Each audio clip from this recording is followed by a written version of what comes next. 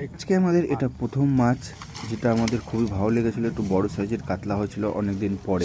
পুকুরে কোনো মাছ প্রথম দিকে তো খাচ্ছিল না, প্রথম ধরে আমরা বসেছিলাম। তারপর শেষের দিকে বেলা 5টার পর আমাদের মাছ খেতে আরম্ভ করে, এবং মাছ এমনই বড় খেতে আরম্ভ করে যে আমাদের কিছু মাছ ছুটেও যায়। তারপর এই প্রথম মাছ আমাদের এটা হিট হয়েছিল, যেটা বহুত কষ্টে আমাদের তুলতে হয়েছিল। অনেকক্ষণ খেলানোর পর এই মাছটি ওঠে। এটা হচ্ছে একটু কপিলের পুকুর।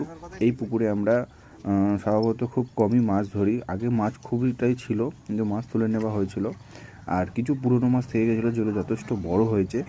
তার মধ্যে এই মাছটি আমরা তুলি, এবং আরও এর থেকে বড় বড় সাইজের 4-5টা মাছ আমাদের ছুটে গেছিলো। যেহেতু একটু সাইডে নোংরা বেশি হওয়াতে খুলে যায় মাছ, আমাদের খুব খারাপ লাগছিলো। যেহেতু এত টাকার টিকিট, সেহেতু মাছ ছুটে গেলে খুবই খারাপ লাগে।